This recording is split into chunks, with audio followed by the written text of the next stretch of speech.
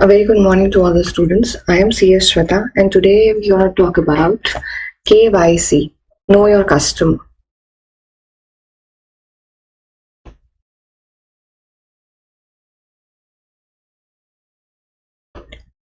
Sorry for the disturbance. Know Your Customer is a new chapter in Secretarial Audit, Part A, Compliance Management. तो हमें पता है कि हमारे पूरे सेक्रेटरियल ऑडिट में दो पार्ट्स है, कंप्लायंस मैनेजमेंट और secretarial audit. Compliance management is of 40 marks and secretarial audit is for 60 marks. Compliance management में हमारे 7 चैप्टर्स हैं और उसका 5th लेसन नंबर 5 है KYC, know your customer. Now the point is that why are we doing this chapter know your customer. हम ये professional level पे ये KYC know your customer chapter क्यों कर रहे हैं, ये आपको धीरे धीरे पता चलेगा. But if we talk about this word KYC, don't you think it is a buzzword जो बड़े टाइम से बन गया है एक KYC. हम जब भी ये वर्ड सुनते हैं हमें बैंक्स और पेटीएम की याद आती है कि हाँ, हमसे पेटीएम पे भी KYC मांगा था कि KYC करा लो और हमें बोला गया था कि अपने आधार कार्ड दो, ये दो, वेरिफिकेशन कराओ. सो KYC इज अ प्रोसेस जिसमें सामने वाले से आप वेरिफिकेशन कराते हैं सो दैट कोई फ्रॉड या कल को कुछ एरर, फ्रॉडुलेंट एक्टिविटी के चांसेस ना रहे. अब अगर मैं किसी का डीलिंग कर रही हूँ और मुझे सामने वाले के बारे में पता ही नहीं, ना उसकी आइडेंटिटी प्रूफ है ना एड्रेस प्रूफ है, तो don't you think that fraudulent transaction होने के काफी ज्यादा चांसेस हैं. I tell you that KYC is basically for verification of the other person. Right इसलिए आपको बोला जाता है पेटीएम में कि आप ये सर्विस नहीं यूज करते जब तक आप KYC नहीं करा लेते. बैंक्स आपको बोलते हैं आप ये बैंकिंग सर्विस नहीं ले सकते जब तक आप KYC नहीं करा लेते. तो KYC is very important. Why it has become a buzzword आजकल इतना हम 2-3 साल से देख रहे हैं, बहुत ज्यादा buzzword बन गया है. ये बहुत लोगों को पता भी है, अब तो आम लोगों को पता है हाँ KYC क्या होता है. तो ये buzzword बन गया है because of those fraudulent activities, right. तो उनको उन एक्टिविटीज को कर्ब करने के लिए, कम करने के लिए KYC कराया जाता है. बड़े बड़े कंपनीज KYC कराते हैं, बैंक्स KYC कराते हैं, प्रोफेशनल फर्म्स KYC करते हैं अपने क्लाइंट्स का. वो नो योर कस्टमर ना रह के नो योर क्लाइंट हो जाता है. ठीक है, तो KYC is very important these days. ठीक है, अब KYC में हम जैसे हम बात कर रहे हैं कि एंटी मनी लॉन्ड्रिंग एक्टिविटीज और फाइन से बचने के लिए, इन्वेस्टिगेशन से बचने के लिए बेटर है कि आप KYC कर लें अपने कस्टमर का. KYC प्रिवेंट कंपनीज, बड़े बड़े कंपनीज, फाइनेंशियल इंस्टीट्यूशन, बैंक्स को बचाता है KYC कराने से कि आप पहले ही अपने कस्टमर की सारी डिटेल्स ले लेते हैं. तो फ्रॉड या जैसे सपोज आपके किसी बैंक से आप किसी ने लोन लिया और पैसा लेके भाग गया, तो नुकसान तो बैंक का है ना. और ऐसे बड़े बड़े स्कैम्स तो आपने सुने ही हैं, पैसे लेके भाग जाना, बैंक से लोन लेना. तो उस टाइम पे ऐसा नहीं है कि कहीं ना कहीं, इसलिए देखिए अगर कोई फ्रॉड होना है वो तो होने के बहुत सारे रीजंस हैं, बहुत सारे तरीके हैं, लेकिन KYC एक प्रिवेंटिव तरीका है. प्रिवेंट करते बड़े ऑर्गेनाइजेशंस को कि वो उनके साथ कुछ भी इंटेंशनली या अनइंटेंशनली कुछ गलत ना हो सके. जैसे यहाँ कह रहे हैं KYC helps these institutions for better understanding of their customers, clients, directors and their financial dealings. ठीक है, अब जैसे हम बड़ी बड़ी कंपनी में कहते हैं कि डायरेक्टर की KYC करानी है DIR 3 में, तो वो इसलिए कराई जाती है क्योंकि director is the management and the face of the company. ठीक है ना, कल को वो मैनिपुलेशन करें पब्लिक फंड्स के साथ, शेयर कैपिटल, शेयर फंड्स के साथ, तो वो कंपनी के लिए थ्रेट हो सकता है. कल को एक बात बताइए, अगर कोई कंपनी का डायरेक्टर अपने फायदे के लिए कंपनी के फंड्स का मिसयूज करे, राइट, तो उससे क्या होता है, उससे कल को अगर पता चले तो जो लोगों का भरोसा है, लोगों की जो मे बी रिलायबल जितना करते हैं कंपनी के ऊपर, कल को लोग पैसा लगाएंगे? नेवर. तो इसलिए कहते हैं कि डायरेक्टर्स का KYC होना भी बहुत जरूरी है. That what is going on, मतलब ये तो नहीं कि एक डायरेक्टर, इतनी कंपनीज के डायरेक्टर हैं, क्या फाइनेंशियल डीलिंग्स है, इसलिए इसे पता होना जरूरी है कि डायरेक्टर्स क्या कर रहे हैं. कल को ये ना हो कि वो कोई फ्रॉडुलेंट एक्टिविटी कर रहे हो कंपनी में, डायरेक्टर है कर. तो इसलिए डायरेक्टर्स का भी KYC होता है.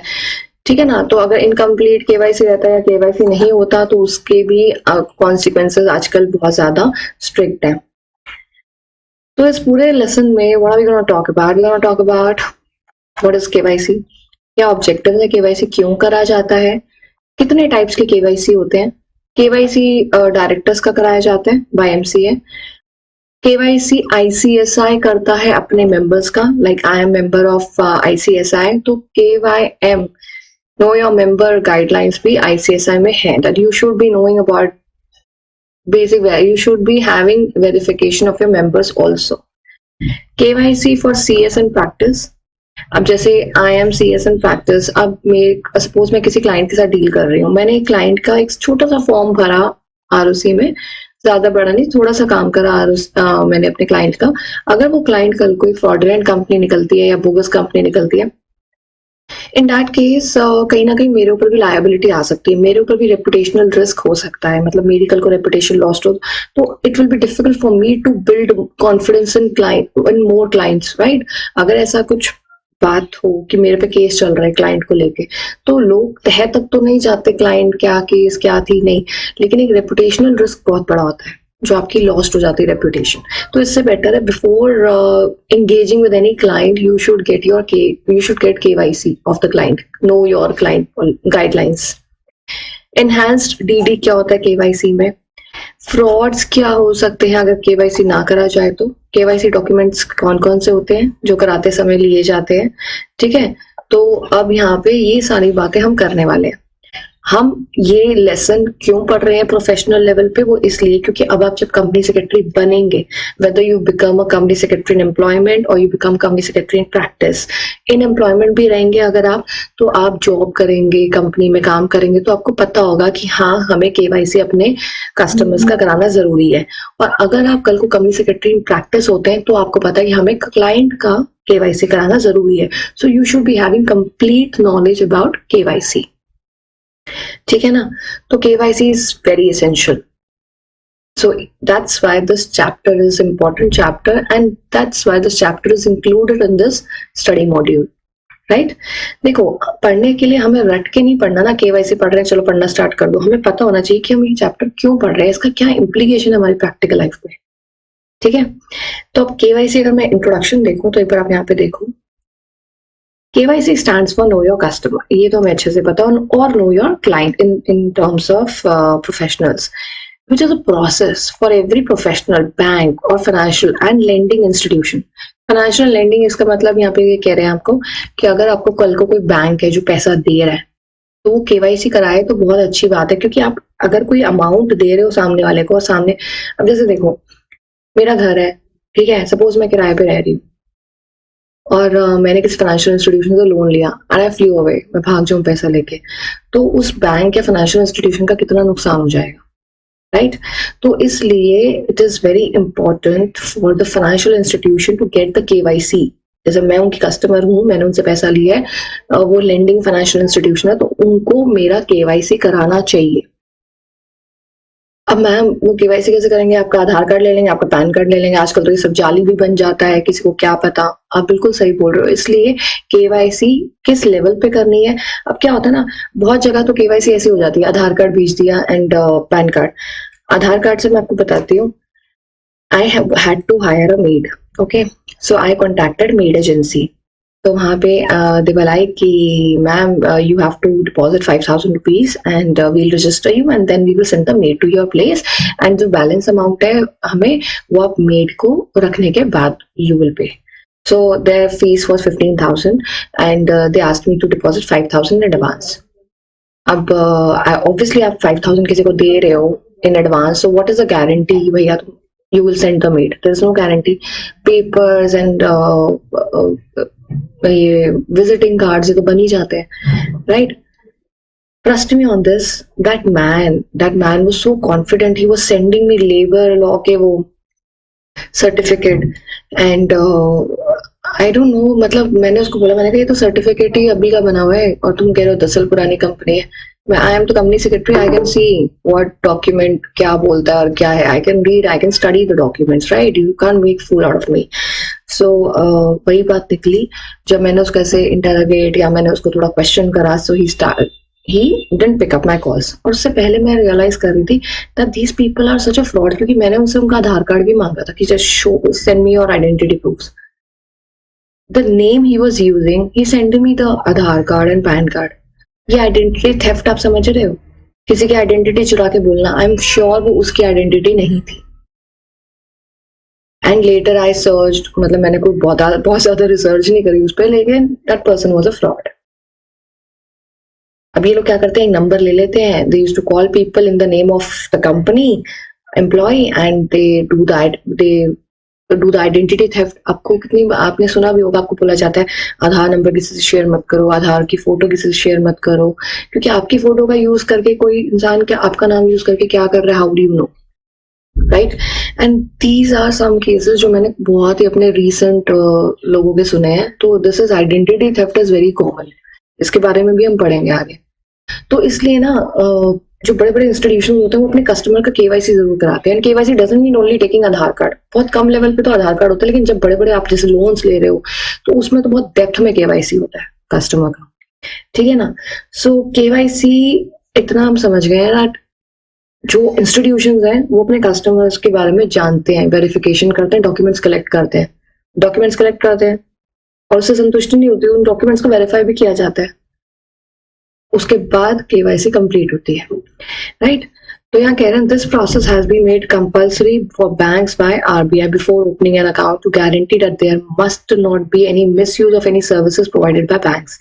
नहीं तो बैंक्स पे लोगों का विश्वास डगमगा जाएगा, और कल को बैंक्स के साथ ही फ्रॉड हो रहा है तो आपको कहीं ना कहीं लगेगा यार हमारा पैसा तो बैंक के साथ ही फ्रॉड हो रहा है, आप समझ रहे हो? तो बहुत सारे रिस्क होते हैं जो एसोसिएटेड होते हैं, इसलिए ये सब चीजें ना फेस करनी पड़े, इसलिए बड़े बड़े इंस्टीट्यूशंस के लिए बेटर रहता है कि वो केवाईसी करा ले।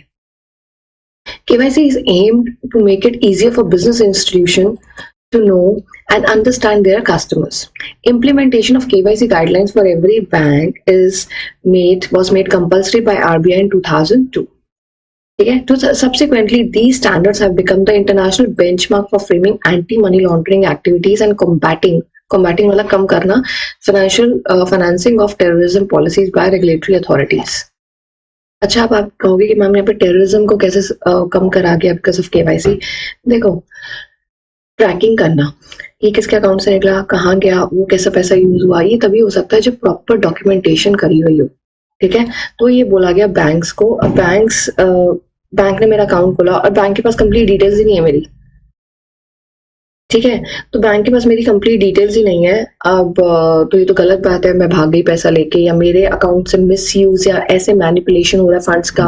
अब पहले क्या होता था ना, बैंक्स को होता था अकाउंट खोलो सामने वाले, आज भी आपने देखा होगा कि बैंक अकाउंट खोलने के लिए बड़े जो एम्प्लॉयज होते हैं बड़े वो रहते हैं, हाँ हमारे अकाउंट में बैंक खोलो, हमारे अकाउंट में बैंक खोलो। मैंने उल्टा बोल दिया, हमारे बैंक में अकाउंट खोलो, सॉरी, हमारे बैंक में अकाउंट। तो it's very important for banks कि जितने कस्टमर हो, जितने अकाउंट हो उतना अच्छा है, तभी वो बिजनेस होता है। तो इस चक्कर में ना lot of times they used to ignore the important documents of the customers. चलिए आप जैसे मेरे कस्टमर तो शरीफ हैं भैया, हमने चलो अकाउंट खोल लिया, हम कोई टेररिज्म नहीं कर रहे, लेकिन कुछ अकाउंट्स ऐसे होते हैं जो बड़े सस्पिशियस अकाउंट्स होते हैं। अब जब उनकी तहकीकात होती है तो बैंक्स के पास कंप्लीट डॉक्यूमेंट ही नहीं है, उनको पता ही नहीं कि हमारा कस्टमर जाली आधार कार्ड देके हमें चला गया एंड उसके अकाउंट से इतनी बड़ी बड़ी ट्रांजेक्शन हुए हैं जो कल को पकड़े जाएं, तो बैंक्स पे क्वेश्चन आता है। तो इन दैट केस आरबीआई ने, रिजर्व बैंक ऑफ इंडिया ने 2002 में ये मैंडेटरी कर दिया कि केवाईसी कराना जरूरी है, अदरवाइज बैंक्स पे पेनल्टी लगेगी। तो इससे क्या होता है, मैंडेटरी केवाईसी, तो इससे क्या होता है ना कि कल को अगर कोई सस्पिशियस ट्रांजेक्शंस होती हैं या अगर जैसे मैं बैंक में एक अकाउंट खुलवा रही हूँ और मुझे कुछ फ्रॉड करना है किसी के साथ, तो आप सोचिए कि ये तो बहुत गलत है ना, मतलब अगर मैं मेरे से बैंक इतने सारे डॉक्यूमेंट्स मांगेगा तो मैं अकाउंट खोलूंगी ही नहीं, तो वो सारी एक्टिविटीज कम हो जाएंगी। आजकल मैं आपको बताती हूँ, Paytm, I don't know what policy की पेटीएम होल्ड्स, बट पेटीएम में बहुत फ्रॉड होते हैं, ट्रस्ट में। आजकल ये जो पेटीएम मोड आ गया है ना, ठीक है, पेटीएम मोड हमारे लिए बहुत ज्यादा एडवांटेजेस है, लेकिन पेटीएम भी केवाईसी कराता है, लेकिन ना अभी पेटीएम में आई थिंक एक प्रॉपर प्लेटफॉर्म बना नहीं है टू कंप्लेन अगेंस्ट। जैसे मैं आपको बताती हूँ, मुझे याद है 2020 मैं ना हर न्यू ईयर पे अपने लिए कुछ ना कुछ परचेज करती हूँ, मतलब ताकि पूरा साल में शॉपिंग करती रहूँ। तो मुझे याद है अभी 2022 first Jan I did shopping, online shopping of course you can you most of the times आजकल आप ऑनलाइन शॉपिंग ही कर रहे हो। 2021 जब आया था तब भी करी थी मैंने, नहीं 2020 जब आया था, 2020 तो साल ही बहुत खराब था। तो 1 जनवरी 2020 जब आया तो I did shopping as usual, every year I do. तो मैंने ना ऑनलाइन मंगवाए अपने लिए बूट्स, क्योंकि विंटर से मैंने अपने लिए बूट्स मंगवाए। आई वाज वेरी हैप्पी, मैंने कहा चलो अब मेरे पास थे नहीं, मंगवाए मैंने। And those were reasonable also, they were like 899 के थे एंड अच्छे बूट्स थे। And there was a website जहां से मैंने ऑर्डर करा एंड दे टेक पेटीएम। मैंने कहा ठीक है, पेटीएम आजकल सब ले रहे हैं, फाइन पेटीएम। क्योंकि आजकल ना ऑनलाइन ट्रांजेक्शन भी आम हो गई है ना, तो हमें लगता है हाँ यार ऑथेंटिक ही होगा। बट ट्रस्ट मी, मैंने इतने दिन वेट करा, मेरे को जूते नहीं आए अभी तक। प्रॉब्लम क्या है, वेबसाइट पे मैं गई, कोई उनका ना, मैंने ना जल्दी में भी करा था, मैंने ज्यादा ढंग से कुछ उनका रिटर्न पॉलिसी सब देखा भी नहीं था, ज्यादा कुछ नहीं था उस वेबसाइट पे।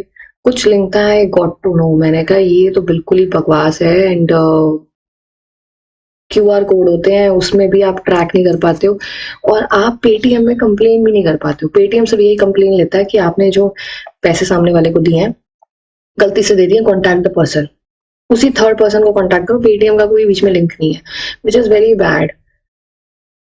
क्योंकि अब जैसे जो मेड वाला जो एजेंट था, he was also asking me for Paytm. मैं उसको बोला ऑनलाइन ट्रांसफर, नहीं नहीं मैडम पेटीएम, क्योंकि ऑनलाइन ट्रांसफर में बैंक के पास तो आपके मैं निकाल लूंगी ये कौन सा बंदा था जिसको मैंने पैसे ट्रांसफर कर दिए। बट पेटीएम में it's difficult to track, you just have your phone number, you just have a QR code, बस चला गया, आप सामने वाला आपको ट्रैक ही नहीं कर सकता। ठीक है ना, एक फोन नंबर से ही आप फ्रॉड भी कर रहे हो, मतलब कॉल भी कर रहे हो, लोगों को ठग रहे हो, और उसी से आप पेटीएम भी ले रहे हो। एंड ये थोड़ी पॉलिसी में मेरे ख्याल से चेंज आना चाहिए पेटीएम के, कि पेटीएम में ये चीज होनी चाहिए रिपोर्ट एंड ब्लॉक वाली, कि जिस बंदे को हमने पैसे दिए ये बंदा फ्रॉड है, इसको report and block, and Paytm should analyse this, and Paytm को उस टाइम पे उन नंबर्स को ब्लॉक कर देना चाहिए for receiving more payments in future. Understand? तो अब ये क्या है ना, लोगों ने पेटीएम ये इसको एक मीडियम बना लिया है to collect money for frauds. मतलब जो कॉल नहीं करते फ्रॉड के लिए, ये पैसे दे दो, यहाँ ट्रांसफर कर दो, वो सब पेटीएम लेते हैं। तो आई थिंक पेटीएम केवाईसी तो कराते हैं, लेकिन ये बीच का जो मीडिएशन है ना वो खराब हो रहा है केवाईसी पेटीएम में। तो corporate structure plays a very important role in economic system. कह रहे हैं कि कॉर्पोरेट स्ट्रक्चर बड़ी बड़ी कंपनीज जो बहुत इंपॉर्टेंट रोल प्ले करती हैं, इसलिए जो there has been growing concern कि इनका मिसयूज ना करा जाए। ठीक है ना, कोई फ्रॉडलेंट पर्पस या इलिसिट पर्पस, इलिसिट का मतलब यही होता है कुछ गलत पर्पस के लिए ना यूज करा जाए। In view of the Ministry of Corporate Affairs has commenced a verification for directors, wherein every director who has allotted DIN would be mandatorily required to file DIR3 KYC. तो अगर आप किसी company के director बन रहे हो, first time बन रहे हो, तो अपने DIN के लिए अप्लाई किया होगा, डायरेक्टर आइडेंटिफिकेशन नंबर। तो आप जब भी DIN आपको अलॉट होता है तो MCA बोलता है कि आपको DIR3 KYC फाइल करना है ROC से।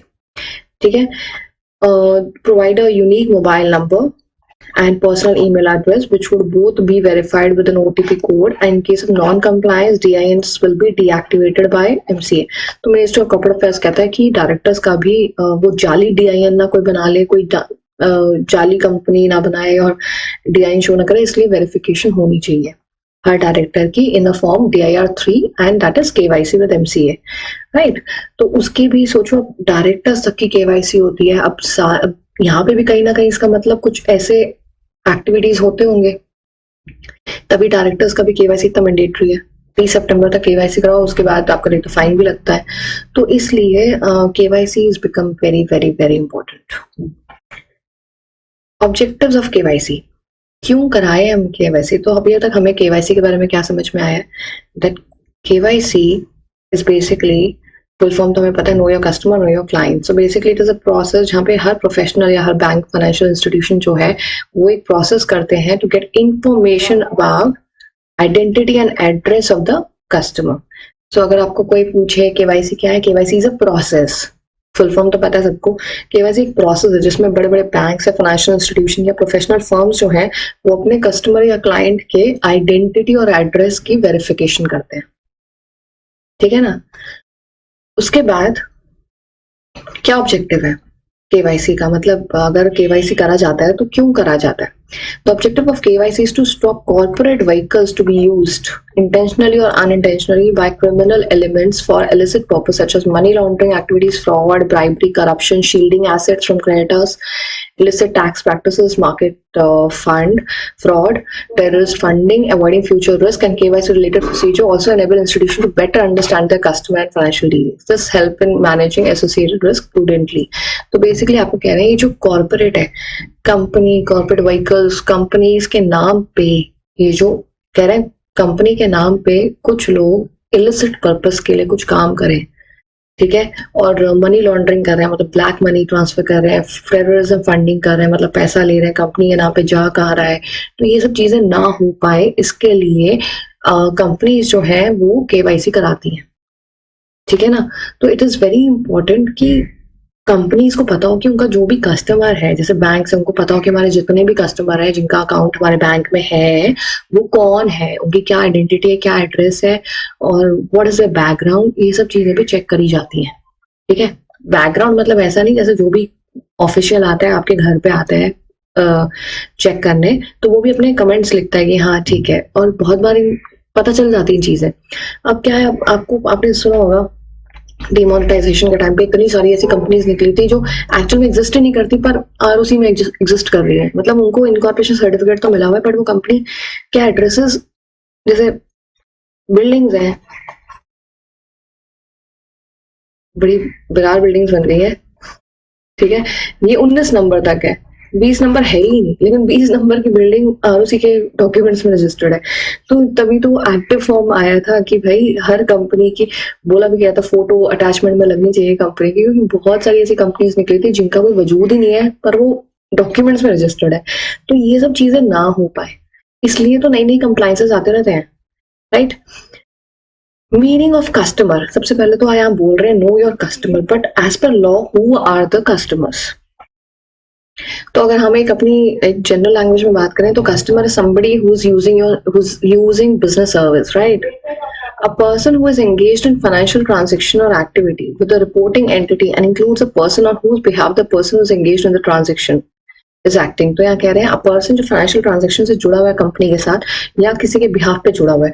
जैसे अगर आप अपने बच्चों का एडमिशन करा रहे हो स्कूल में, सॉरी आपके बच्चे नहीं है, सपोज आपके पेरेंट्स आपका एडमिशन करा रहे हैं स्कूल में, तो स्कूल सर्विस तो आप यूज कर रहे हो लेकिन करा आपके पेरेंट्स रहे, समहाउ डायरेक्टली जो फाइनेंशियल सर्विस यूज कर रहा है बिजनेस से रिलेटेड, बिजनेस से जुड़ा हुआ है या उसके बिहाफ पे भी जो करा रहा है, that those will be treated as customers. Director जिसको एमसीए ने डीआईएन अलॉट करा है, they are also customer with the preview of under preview of KYC। A person or entity that maintains an account or has a business relationship with bank,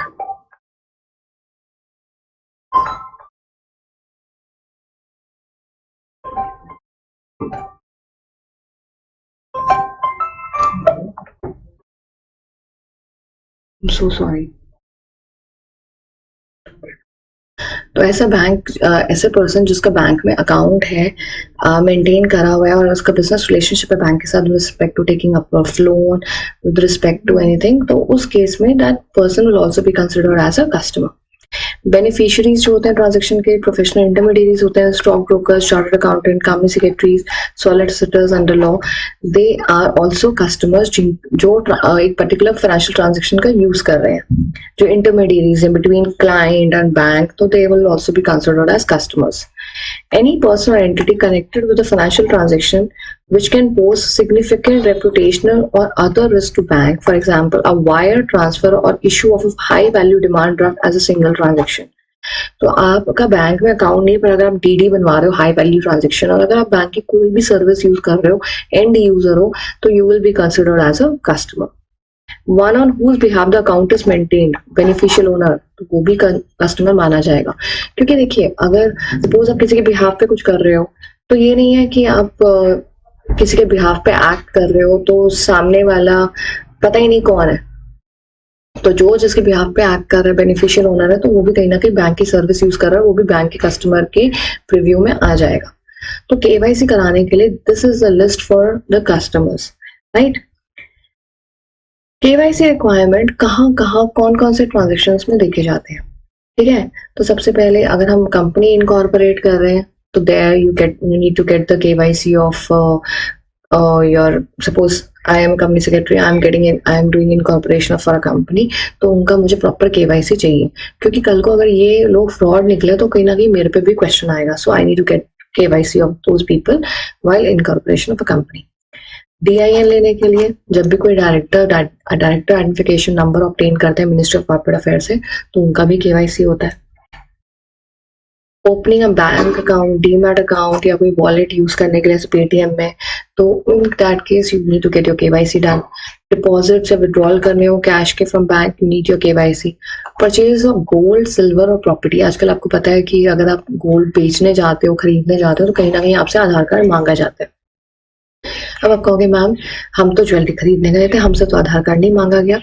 ऐसा देखिए, जो बड़े बड़े jewellers होते हैं they do take Aadhaar cards because they need to attach a copy of their customer, जो भी transaction होते हैं, ताकि कल को अगर कोई फ्रॉड निकले और फिर क्वेश्चन करा जाएगा ज्वेलर को कि why didn't you get the KYC done for the customers.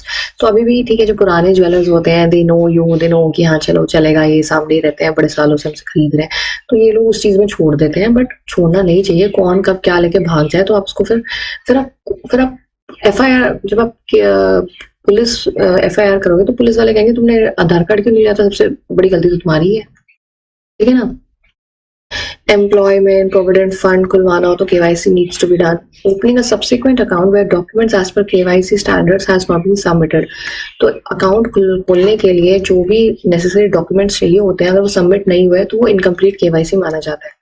कोई लॉकर फैसिलिटी चाहिए जहाँ पे अपने documents are not available with the bank for all the locker facility holders, तो उसमें भी KYC कराना बहुत जरूरी है. अगर आपने लॉकर ओपन करा है, आपके नाम पे है और आपकी चीजें पड़ी हैं एक लॉकर में, बैंक के लॉकर में, तो you need to submit proper documents and bank need to get the KYC done of their customer.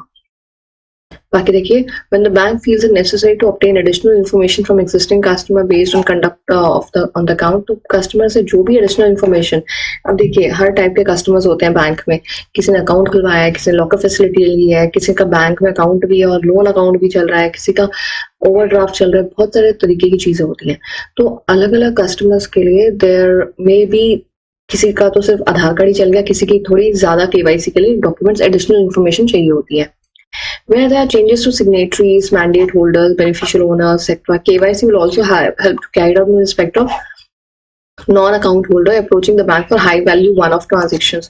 तो यहाँ कह रहे हैं कि कुछ चीजें होती हैं जो हमारे ऑलरेडी जैसे अकाउंट होल्डर है बैंक के, उनके लिए KYC हुआ. कुछ है जो कुछ बैंक में अकाउंट नहीं है पर कोई ट्रांजेक्शन्स के लिए आए, बैंक की कोई सर्विस यूज करने के लिए, डिमांड ड्राफ्ट बनाने आए हाई वैल्यू का, तो इन दैट केस भी आपको KYC करना जरूरी है. राइट. क्योंकि अब कुछ लोग जिनको फ्रॉड करना है वो तो फिर अकाउंट ना खुलवा के सीधा ऐसे one of transaction, high value of transaction करेंगे एक टाइम पे, तो इसलिए हर केस में KYC बैंक को करा लेना चाहिए. ठीक है, ताकि कल को बैंक्स पे क्वेश्चन ना आ सके. And that would definitely prevent frauds ना. तो ये हमने डेफिनेशन पढ़ी है KYC की, क्या ऑब्जेक्टिव है KYC का, बेसिकली टू स्टॉप ये सारी activities, this is the objective. ठीक है, कस्टमर का मीनिंग क्या है ये हमने करा. और KYC रिक्वायरमेंट कुछ ट्रांजेक्शंस में बहुत जरूरी होती है, ये वो ट्रांजेक्शंस है 1 से लेके 10 तक. तो अब यहाँ पे अगला जो टॉपिक है that is types of KYC. What are the different types of KYC? Different types नहीं है, there are 2 types of KYC. एक होता है सेंट्रल KYC, एक होता है eKYC.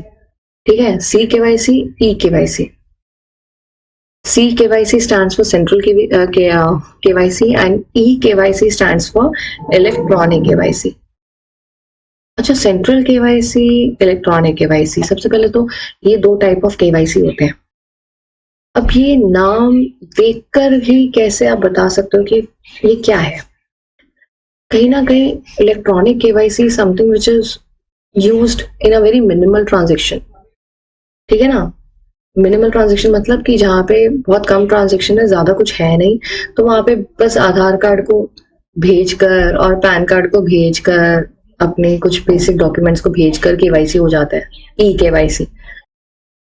सेंट्रल KYC होता है जहाँ पे एक यूनिफाइड नंबर होता है कि अब ये आपका KYC हो गया. अब ये नंबर कोई भी बैंक डालेगा तो आपको बार बार KYC कराने की जरूरत नहीं है, आपके सारे नेसेसरी डॉक्यूमेंट सामने आ जाएंगे. ठीक है ना. तो उसको हम बोलते हैं सेंट्रल केवाईसी। अब यहाँ पे हम पहले देखते हैं सेंट्रल केवाईसी का मतलब। KYC stands for Central KYC, which provides uniform norms and interusability. Unified norms मतलब कि सेंट्रल KYC का मतलब होता है कि जहाँ एक तो यूनिफाइड रूल्स है कि KYC के, और इंटरयूजेबिलिटी मतलब एक बार आपने करा लिया तो अब वो बार बार यूज होगा। The CKYC registry across all financial sector has been set up as a depository for KYC records. मतलब आपको बार बार KYC रिकॉर्ड सबमिट नहीं करने, once you have submit तो अब वो बाकी सबको भी visible होंगे. This new process, without asking customer to provide multiple KYC undertakings, will help banks, mutual funds, brokerage firms and depository participants offer services. तो यहाँ कह रहे हैं कि ये banks, mutual funds, brokerage firms, ये डिपॉजिटरी पार्टिसिपेंट्स, ये सब जो है एक ही बार रिकॉर्ड्स ले लेते हैं अपने कस्टमर के और बार बार नहीं मांगते। After complying with new KYC norms, a unified customer identification code is generated.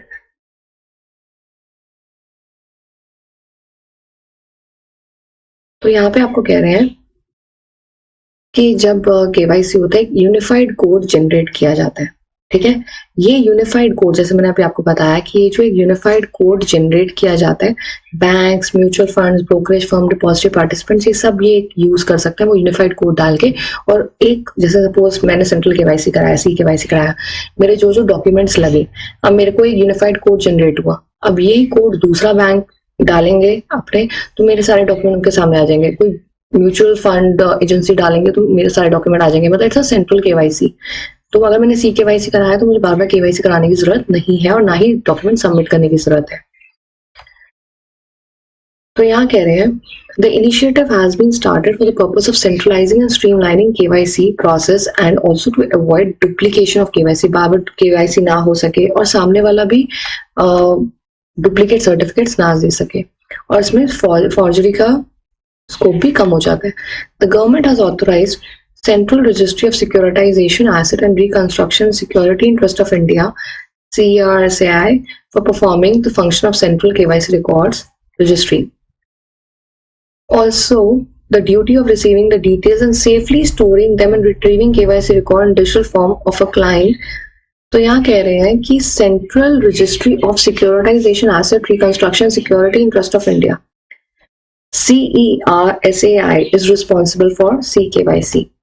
Who is responsible for CKYC? Central Registry of Securitization of Asset and Reconstruction Security Interest of India. This is an agency of the country which is responsible for CKYC. सबसे पहले CKYC के फायदे क्या है? आपसे आपका CKYC हुआ है, आपने सारे नेसेसरी डॉक्यूमेंट्स अपने सबमिट करे हुए CERSAI को, ठीक है। अब क्या है ना, CERSAI आपको सारे डॉक्यूमेंट्स उन्होंने एक तो आपके स्टोर करे और रिट्रीव करते हैं जब भी वो डॉक्यूमेंट्स मांगे जाते हैं, ठीक है। जैसे CERSAI के डॉक्यूमेंट्स, मेरे डॉक्यूमेंट्स उनके पास है, ठीक है। अब अगर मेरे डॉक्यूमेंट्स, यही डॉक्यूमेंट दूसरी एजेंसी को चाहिए होंगे तो वो CERSAI को अप्रोच करेंगे, मेरे यूनिफाइड नंबर से मेरे सारे डॉक्यूमेंट्स रिट्रीव कर सकते हैं बिकॉज दे रिक्वायर। अब इसमें क्या है ना, एक तो एक ही बार KYC करानी है, बार बार नहीं करानी, बार बार डॉक्यूमेंट सबमिट नहीं करने। दूसरा फायदा ये है कि अगर आप जैसे अलग अलग एजेंसी ने मेरे बार बार KYC कराया तो मेरे भी फ्रॉड करने के चांसेस मतलब मैं भी फ्रॉड करने के स्कोप मिल जाएगा मुझे। एक को मैंने एक आधार कार्ड दिया, दूसरे को मैंने जाली दे दिया, तीसरे का मैंने नाम चेंज करके दे दिया, आइडेंटिटी चेंज करके, तो this can increase the chances of fraud. तो अगर एक एजेंसी ढंग से आपका KYC कर ले और आपके डॉक्यूमेंट्स रख ले तो वही बार बार इस्तेमाल होंगे। तो अगर आप बीच में कुछ चेंजेस करते हो तो क्वेश्चनेबल आ सकता है कि ये चेंज कहाँ से आ गया, आपके तो ये नहीं थे पहले डॉक्यूमेंट, तो वहां पे वो फ्रॉड पकड़ा जा सकता है। तो एक बहुत बड़े फायदे हैं CKYC के।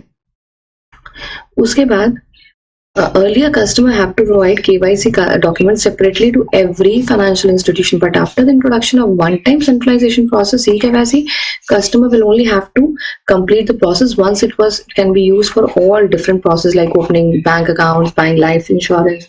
तो यहाँ पे CKYC का फायदा है कि एक ही बार आपने ओपन कर लिया एंड देन आप ये सारी सर्विसेज यूज कर सकते हैं, investing in mutual fund products etcetera. तो दैट इज CKYC। eKYC क्या है? Electronic KYC। eKYC stands for electronic KYC. The service of eKYC can only be used by those who have Aadhaar numbers. Customers, by their own consent, needs to authorize Unique Identification Authority of India (UIDAI) to reveal their identity or address information through biometric authentication to the respective bank branches or business correspondent. After this is UIDAI sends the customer data comprising the name, age, gender, photograph electronically to the bank. It is a valid process for KYC verification under prevention of money laundering rules. Information provided under eKYC process will be considered as valid document. तो eKYC में आप सिर्फ अपना आधार card देते हो through UIDAI, जो आपको आधार card number allot हुआ है, और आप अगर KYC करना चाहते हैं, बड़ी बार टीवी में भी ऐड आई है कि अगर आप सपोज कोई घर में आपकी हाउसमेड है, आप उसका आधार कार्ड नंबर ले लो और डाल के देखो क्या इसकी KYC हुई है। अगर आपको UIDAI में उसका डेटा दिख रहा है, वही जो वो बोल रही है, और उनको आपको जो फिजिकल उन्होंने आधार कार्ड दिया मैच कर रहा है, तो उसका मतलब आपने वेरीफाई कर लिया। तो eKYC बहुत ही मिनिमल लेवल पे होता है, जैसे ये हाउसमेट्स का हो गया, बेसिक चीजों में हो गया, तो वहां पे आधार कार्ड के नंबर्स के जरिए आपका eKYC हो जाता है। बट CKYC में there are very important and more documents which are required by different agencies, right. तो eKYC और CKYC में क्या है? CKYC में आप एक ही बार कराते हो, eKYC में बार बार आपको अपना आधार कार्ड देना पड़ता है और उससे वेरिफिकेशन हो जाती है। CKYC is little complex, eKYC is very simple. CKYC में there are more documents required, eKYC में there's only Aadhaar card which is required, right? CKYC में it's for those transaction like money, borrowing, financial borrowing में हमें CKYC की जरूरत पड़ती है, but eKYC is required for very minimal and simple transactions, right? तो CKYC और eKYC में थोड़ा difference between है। So there are two types of KYC, central KYC and electronic KYC. उसके बाद है हमारा KYC of directors by Ministry of Corporate Affairs. Have a look. The KYC of directors had been conducted by Ministry of Corporate Affairs at the time of allotment of director identification number. तो जब DIN Ministry of Corporate Affairs allot करता है director को DIN, तो उसी समय इनका KYC करा जाता है, right? And earlier it was not mandatory for director to update their KYC on the subsequent change. With the insertion of Rule 12A in the company's appointment and qualification of directors rules 2014. तो companies appointment and qualification of directors 2014 में एक rule आया है 12A, ठीक है। तो companies bracket appointment and qualification of director rule 2014 में there is a rule 12A which says every individual who holds a DIN, हर इंडिविजुअल जिसने DIN रखा है अपने पास as on 31st March of the financial year उनको allot हुआ as per the rules, shall submit e-form DIR 3 KYC for the said financial year to the central government on or before 30th September of the immediate next financial year. However, when an individual who has already submitted e-form DIR 3 KYC in relation to any previous financial year submits web form DIR 3 KYC web through the web service in relation to any subsequent financial year, it shall be deemed to be compliant with the provision of the rule. तो basically यहाँ कह रहे हैं जैसे आपको first time DIN allot हुआ, तो आपको तुरंत ही फाइनेंशियल ईयर खत्म होने के 30 सितंबर तक, जो नेक्स्ट फाइनेंशियल ईयर का 30 सितंबर है, आपको DIR 3 फॉर्म फाइल करना विद ROC, ठीक है ना। तो इन दैट केस आपकी डेट 30 सितंबर है लास्ट डेट, और अगर आप ऑलरेडी KYC फॉर्म फाइल कर चुके हैं तो आपको जो हर साल सब्सिक्वेंट ईयर में DIR 3 KYC वेब फाइल करना है, ठीक है ना। तो सबसे पहले तो ये फॉर्म क्यों आया है? So that ministry of corporate affairs अपने जो डायरेक्टर्स है जिनको DIN अलॉट किया है उनकी KYC करे, और कोई भी चेंज आता है तो वो भी आप KYC में आप DIR 3 में फाइल कर सकते हैं सब्सिक्वेंट ईयर में। एंड एक और चीज है कि ये क्यों, मतलब डायरेक्टर्स, अब इसका मतलब कहीं ना कहीं फ्रॉड, कहीं ना कहीं ऐसे एक्टिविटीज देखे जाते हैं बाय डायरेक्टर्स जो कल को कंपनीज के ऑपरेशंस को अफेक्ट कर सकते हैं, इसलिए DIR 3 फाइल करा जाता है, ठीक है ना। आगे कह रहे हैं in case an individual desires to update his personal mobile number और the email address as the case may be he shall update the same by submitting e form DIR3 KYC only. तो अगर आपको अपना कोई email address या mobile number change करना है तो आप ई फॉर्म DIR3 KYC ही फाइल कर सकते हैं। The fees for filing DIR3 KYC और web DIR3 KYC web through the web service as the case may be shall be payable as provided in company's registration offices and fields rules 2014। तो KYC of companies में कुछ important बातें हैं जो DIR3 KYC से related है। एक बार यहाँ पढ़ते हैं। Applicability DIR3 KYC is required to be filed by every director who holds DIN on or before 31st March of financial year and whose DIN is approved।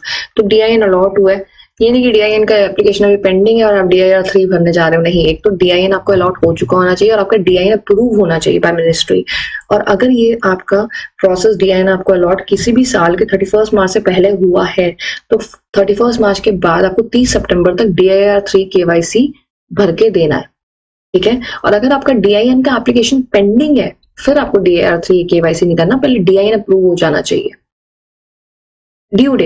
Due date of filing DIR3 KYC is 30 September of the immediate next financial year. मतलब अगर आपको 2021 में नवंबर 2021 में suppose आपको allot हुआ DIN, approved हो गया आपका, तो आपका 31 मार्च 2022 में ये फाइनेंशियल ईयर खत्म होगा, तो इस डेट से 30 सितंबर आपकी लास्ट डेट है, 30 सितंबर 2022। प्री रिक्विजिट मैंडेटरी क्या है जो DIR3 के लिए देने पड़ते हैं, वो आपका मोबाइल नंबर है with the OTPs verification, email ID और दोनों का आपका OTP वेरिफिकेशन होता है। Certification of DIR3 KYC first by affixing registered digital signature of the respective person। एक तो आप जब DIR3 KYC फाइल करेंगे तो उसमें तो डायरेक्टर का डिजिटल सिग्नेचर होना चाहिए उसके ऊपर। उसके बाद एक सर्टिफिकेशन होनी चाहिए बाय प्रैक्टिसिंग प्रोफेशनल, उनके सिग्नेचर भी होने चाहिए, चाहे वो प्रैक्टिसिंग प्रोफेशनल कंपनी सेक्रेटरी हो, चार्टर्ड अकाउंटेंट हो या CMA हो।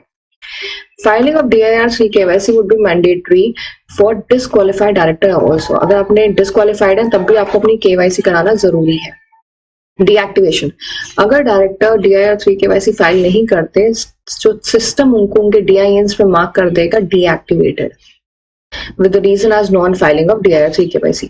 So it's such a big thing। आप सोचो DIR3 KYC हल्का फॉर्म नहीं है, वो आपके DIN को डीएक्टिवेट भी कर सकता है। So that can impose a lot of problem for you as a director in a company, right? तो अगर कोई डायरेक्टर है कंपनी में उनके लिए बहुत मुश्किल की बात हो सकती है, इसलिए DIR3 KYC is a very important form।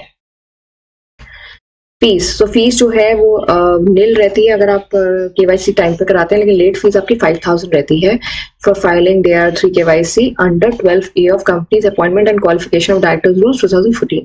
तो कंपनीज की appointment and qualification of directors rule 2014 में कौन सा नया रूल आया था? 12A, जिसने KYC को मैंडेटरी करा। MCA has also notified format of e-form DIR3 KYC under rules। तो उन्होंने फॉर्मेट भी बताया कि क्या क्या चीजें कैसे भरनी है और कौन कौन से डॉक्यूमेंट्स लगाने हैं, अलॉन्ग विद प्रोसीजर ये भी बताया कि अगर डीएक्टिवेट हो चुका है तो उसको वापस से रीएक्टिवेट कैसे करना है। तो ये कुछ चीजें हैं जो हमारे DIR3 KYC से KYC ऑफ कंपनीज से रिलेटेड है। तो कंपनीज हमने काफी देर से बात कर रहे हैं, बैंक्स, फाइनेंशियल इंस्टीट्यूशन, कस्टमर्स का KYC कराता है। अभी हमने बात करी कि मिनिस्ट्री ऑफ कॉर्पोरेट अफेयर्स के लिए डायरेक्टर्स भी तो कस्टमर ही है ना। अभी हमने एक तो डेफिनेशन में पढ़ा, दूसरा डायरेक्टर अप्लाई कर रहे हैं DIN के लिए तो वो भी तो MCA की सर्विस यूज कर रहे हैं, तो इसलिए MCA के कस्टमर हुए। तो अपने MCA बोलता है कि डायरेक्टर को भी KYC कराना जरूरी है। Which form? DIR3। उसके बाद यहाँ पे है Who can file KYC question है through DIR3 KYC web services. यहाँ पे देखिए, any DIN holder who has already submitted DIR3 KYC, मतलब ऑलरेडी आपको DIN अलॉट हुआ और आपने DIR3 KYC भी करा लिया पिछले साल या उससे पहले वाले सालों में, तो आपको दोबारा से ये नहीं कराना, आपको DIR3 KYC वेब एक्सेस करना है। उसकी कोई ड्यू डे फीस नहीं लगती है, 5000 तब लगेगी जब आप लेट भरेंगे तो, ठीक है ना। तो अगर आप लेट भरते हैं तो आपके लिए ये 5000 फीस है, otherwise it's a nil fees अगर आप ऑलरेडी DIR3 KYC कर रहे हैं। तो यहाँ पे आज हमने काफी कुछ KYC के बारे में करा। If you go to lesson round up तो आप देखो हमने क्या क्या बातें करी है। हमने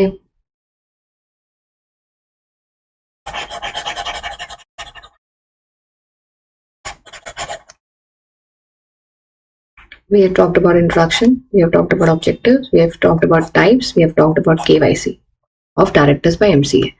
अब हमें know your member करना ICSI का, KYC know your client करना है, EDD करना है, fraud करना है, what are the important documents जो मांगे जाते हैं कस्टमर से. अच्छा, ये आपको क्यों पता होने चाहिए? देखो, आप प्रैक्टिसिंग कंपनी से कल को अगर आप प्रैक्टिसिंग CS बनते हैं या आप कंपनी में भी जॉब करते हैं, तो कंपनी में जॉब करने पे आपको पता होगा कि अपने डायरेक्टर्स या अपने खुद के कस्टमर्स या किसी से भी KYC कराना है तो क्या क्या डॉक्यूमेंट्स रिक्वायर्ड होंगे. और अगर आप प्रैक्टिसिंग CS है तो फिर तो आपको डेफिनेटली पता होना चाहिए कि क्लाइंट से क्या क्या डॉक्यूमेंट्स आपको मांगने हैं उनको कोई भी सर्विस देने से पहले. ठीक है ना?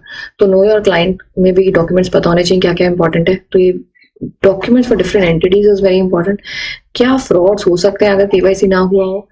EDD क्या होता है KYC में? Enhanced due diligence is basically the checklist. तो what is a checklist for getting KYC done, वो हम यहाँ बात करेंगे.